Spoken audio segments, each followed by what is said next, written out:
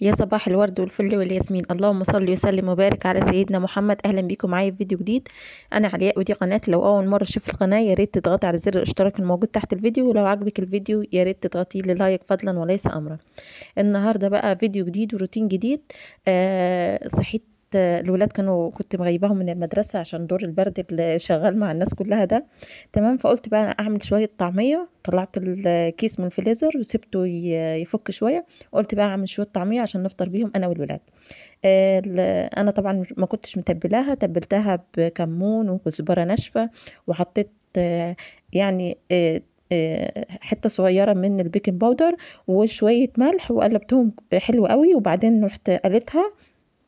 وبعدين بقى جبت بصل اخضر كده وسندوتشات جبنه كنت عاملاها لابني عشان كنت فاكراه هيروح المدرسه، بس صحي الصبح عمال يكح وكده. قلت له لا خليك، ما تروحش النهارده. وعملت شويه طعميه وقلت بقى خلاص، نفطر انا والولاد. بعد ما فطرت رحت حطيت دوره غسيل في الغساله. اهم حاجه طبعا دوره بالليل ودوره الصبح، خصوصا في الشتاء. الشتاء الغسيل بتاعه كتير قوي وتقيل، ويعني مشكلة بصراحة، فعشان كده الصبح وبالليل أحسن. طبعا في أماكن الدنيا بتمطر فيها وكلام من ده، ف الكلام ده احنا مش عندنا. احنا عندنا طول السنة الشمس. تمام. حتى لو في غيمة شوية يعني، ما بتكونش درجة الناس اللي في اسكندرية وفي القاهرة وكلام من ده. لا، الجو عندنا طول السنة في شمس، وحتى لو كانت ضعيفة. طلعت بقى حتتين لحمة كده. قلت اعمل شوية شوربة للولاد واعمل لهم شوية كوسة عشان الغدا وكده. اول حاجة بعملها دايما في البيت هي ان انا بحضر الغدا، عشان خاطر اخلي كل حاجة جاهزة. تمام. ودول شوية ملوخية خضرة كنت جايباهم وقرطفتهم انا والولاد، وقلت بقى اغسلهم واسيبهم ينشفوا براحتهم. تمام. وبعدين بقى رحت ومطلعه الكوسه ومطلعه طماطم ومطلعه الحاجات اللي هعمل بيها الاكل، عشان حاجتي تكون جنبي في المطبخ. والولاد بقى كانوا قاعدين مع بنتي الصغيره، كانوا عمالين يلعبوها وكده عشان انا ابدا اخلص شغلي واخلص اللي ورايا على طول. زي ما انتم شايفين انا بغسل الملوخيه يعني اكتر من مره كده، عشان خاطر لحد الميه بتاعتها ما تديني لون رايق، مش اللي هو فيها طين ولا حاجة او تراب. تمام. وبعدين بسيبها برضو انقعها شوية اسيبها شوية كده وبعدين اصفيها. تمام. برضو الكوسة بغسلها كويس قوي قبل ما اشتغل بيها، يعني مش بغسلها بعد ما بقشرها، لا بغسلها قبل ما بقشرها عشان الفايدة بتاعتها ما تروحش. تمام. وبركنها برضو على جنب. ببدأ أجهز كل حاجة حاجة حاجة. تمام. الطماطم بقى بتاعتي بحب أقطعها كده وأحطها على النار تستوي براحتها، وبعدين أضربها بالهاند بلندر. أخد بقى اللي أنا عايزاه والباقي أشيله وأحطه في الفريزر. شوفوا، يعني من غير ما أعمل صلصة ولا حاجة. لا، أنا بحب أعمل الموضوع ده اللي هو مش في يوم واحد. تمام. اللي هو مع الطبيخ يعني. زي ما انتم شايفين كده هحطهم على البوتاجاز وهسيبهم يغلوا غلوة، وبعدين هنروح اضربهم بالهاند بلندر، وبعدين استخدم منهم اللي انا عايزاه، والباقي بقى اشيله في الفريزر او اشيله في التلاجة وقت ما اعوزه اعمله. زي ما انتم شايفين كده. بصوا الصلاة المنظر. الولاد كانوا بالليل مبهدلين الدنيا، وانا كنت سهرانه. بنتي كان عندها مغص وكنت سهرانه بيها، فما قدرتش بصراحه. يعني انا كنت كانسه ومصحى الصبح، بس الدنيا اتدربكت بالليل. بصوا الطوع ده انا عاملاه بايدي. الطوع ده انا كنت عاملاه بايدي لبنوتي يعني وكده. زي ما انتم شايفين الكتب في الارض ولعب واقلام، والدنيا مبهدله على الاخر عندي. تمام. فحبيت الم الموضوع، وحبيت الم الصاله بسرعه كده عشان الولاد يعني خلاص قعدتهم في اوضه الاطفال، وبدات انا الم في الصاله عشان خاطر انا لسه الصبح كنت كنساها ومسحاها. بس بصراحه الولاد بهدلوا الدنيا تاني، يعني بالليل كده كانوا واخدين السهره، وانا طبعا ما كنتش مركزة. كنت عايزاهم يلعبوا ويتلهوا عني، عشان خاطر البنت كانت الصغيرة يعني كان عندها مغص وكده. فعشان كده بصراحة يعني سبتهم يلعبوا ويعملوا اللي هم عايزينه، وخصوصا كمان ان الدنيا شتاء. فالولاد مش هتطلع تلعب بره ولا كلام من ده.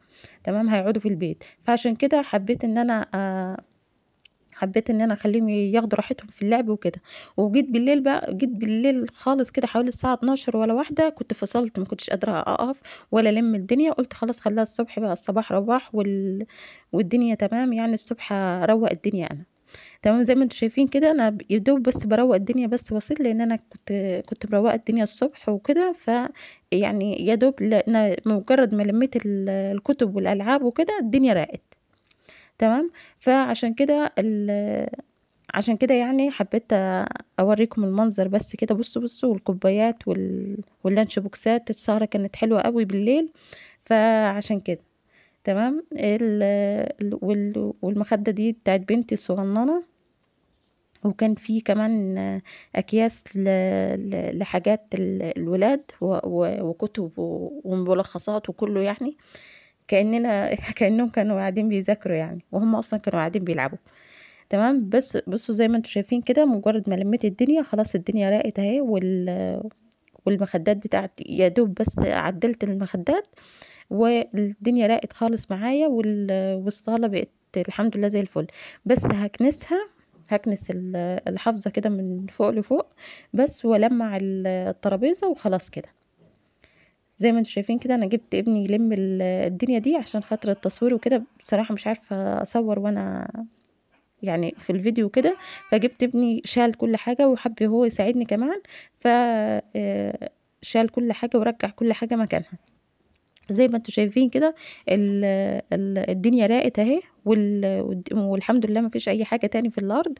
بس يا دوب هتتكنس عشان تكون نظيفه.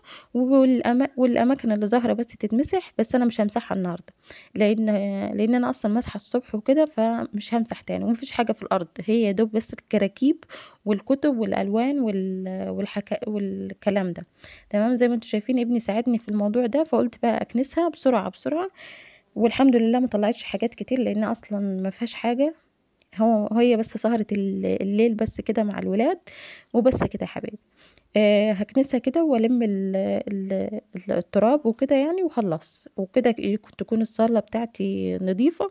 والولاد قاعدين في اوضة الاطفال بيلعبوا برضه. يعني هيبهدلوا الدنيا في اوضه الاطفال، عشان كده ما دخلتش اروق مكانهم. يا دوب بس روقت اوضه النوم وروقت الصاله والمطبخ، الحمد لله رايق من بالليل. فتمام كده. رجعت بقى احضر بقى الغدا بتاعي. حطيت معلقه من السمنه البلدي، وحطيت البصل بتاعي وقلبته واديته تحميره حلوه، تحميره بسيطه قصدي. وبعدين حطيت عليه الكوسه بتاعتي اللي قطعتها. بعد ما قطعتها حطيتها على البصله، يا دوب بس تاخد تشميعه حلوه. وبعدين هنزل بفص ثوم مفروم، هتدي لها برضو ريحه حلوه وطعم حلو. وبعدين بقى تنزلي بالبهارات بتاعتك، البهارات الموجوده عندك. تمام.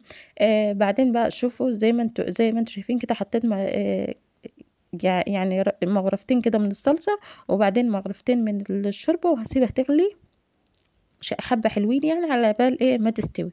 هتحط لها بقى الفلفل الاسود والكزبرة الناشفة وبس كده. تمام. الطماطم الباقية دي انا هشيلها واحطها فين، احطها في الفريزر وقت ما احتاجها اطلعها. هعمل بقى شوية رز. انتوا عارفين ان انا دايما بحب اعمل رز حبة وحبة، فعشان كده يعني الولاد بيحبوه. وبصراحة احنا ملناش في الرز الابيض قوي. دايما عندنا في الصعيد نحب نعمل الرز حبة وحبة. في الرز الابيض خفيف ايوه، بس مش عارفه، لازم نعمل رز حبه وحبه. تمام. يعني مش على طول الرز الابيض او الرز بشعريه مثلا، تحمر الشعريه بس. لا، احنا عندنا نحمر الشعريه ونحمر الرز. نحمر الرز وبعدين نحط عليه شعريه تتحمر حلوه قوي كمان، وبعدين نضيف الرز الابيض. زي ما انتم شايفين كده، عملت الرز خلاص حبه وحبه، وهسيبه يستوي. هحط له بس حبة ملح واسيبه ياخد غلوة، وبعدين اوطي عليه. وكمان حطيت له مرقة. وكده هوطي عليه البوتاجاز وهسيبه يستوي براحته. طبعا كل بلد وعوايدها. تمام. فالكوسه بتاعتي خلاص استوت. انا حطيت فيها اللحمه وحطيتها في الفرن وسبتها شمعت. وادي الرز بتاعنا اهو كمان يا حبايبي. الرز بتاعي استوى كمان الحبه وحبه. واشوفكم على خير في فيديو جديد ان شاء الله. اتمنى منكم الاشتراك في القناه ولايك للفيديو. لو اول مره تشوف القناه اضغطي على زر الاشتراك الموجود تحت الفيديو. لو عجبك الفيديو لا تضغطي لي لايك فضلا وليس امرا. واشوفكم على خير ان شاء الله في فيديو جديد. والسلام عليكم ورحمه الله وبركاته.